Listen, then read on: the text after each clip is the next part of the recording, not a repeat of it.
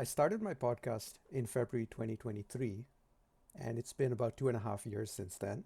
And I've published over 100 videos and grew the channel to almost 600 subscribers. Here's everything I learned from that journey. At first, it was a really fun thing to do. I enjoyed finding people to talk with, discussing various topics with them, and publishing. Just like anything new will be exciting at first. But then the real grind began to set in. Each episode would take up to 10 hours of work, a few hours researching and reaching out to guests, only a few of whom would get back to me, and then setting up a time, actually recording the podcast, and then the painstaking process of editing, which became more and more involved as I learned some of the intricacies of editing. Over time, it started to become a slog rather than a hobby, and I began to question why I was doing it in the first place. But some of the things I ended up learning were the value of YouTube titles and thumbnails. As it turns out, those are very important for how the video gets received on the platform, as well as things like audio and video equipment and how they work. One lesson I would share is that production quality is not that important early on. I overinvested in equipment and I didn't properly invest in my ability to ask good questions, to speak well, and to actually edit the videos properly so that the content flowed and told a compelling story. I think storytelling is one of the most valuable skills to invest in as any kind of content creator, especially a podcaster. So if I were to start over, that's what I would do differently. This video is also to act as a bit of an update on my channel. I took about a year off due to some health problems. I came down with psoriatic arthritis, which is basically an autoimmune condition where my joints were swelling up. My immune system was attacking my joints. Thankfully, I saw a rheumatologist, a doctor who specializes in treating joints, and she was able to prescribe me some medication that began to work really well.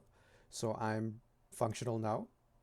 I'll be on that medication for the rest of my life, but at least my symptoms are, managed.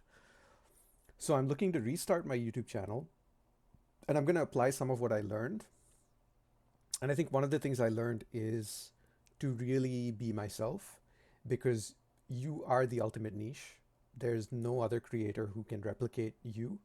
And if you try to copy other creators, you end up being a cheap imitation that people don't really want to follow.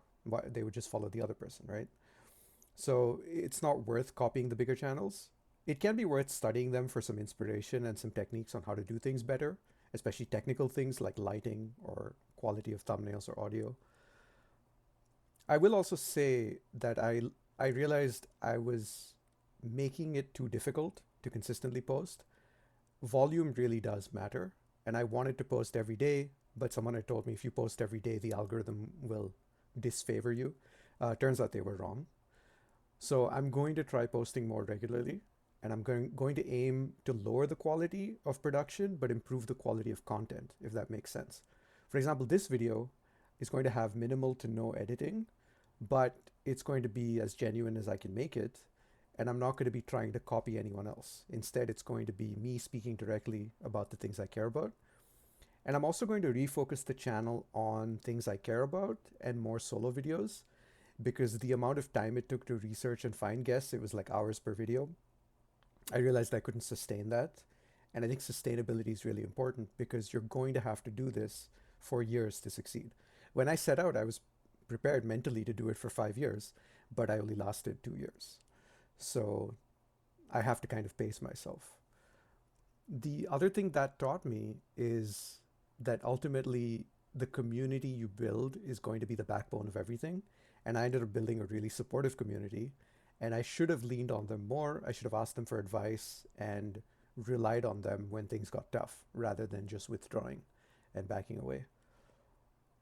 Ultimately, I think whatever kind of content journey you want to start, it's important to just get going, no matter how rough or unpolished it might be. If you look at MKBHD's videos, he's a huge tech YouTuber now, but back then he literally was like a kid, a teenager with a webcam. Same with Mr. Beast. And he would just turn on the webcam and he would speak and he would review tech. So there's nothing wrong with getting started with the very basics. If you have a phone and an internet connection, you can make content. That's all you really need. Other than that, I'll be turning 30 soon at the end of the month, so I'll make a video about lessons I've learned in my 20s and things I might do differently, and maybe my plans for my 30s as well. But for now, this concludes the update, and I hope all of you have been doing well, and I look forward to posting more regularly on the channel. See you around.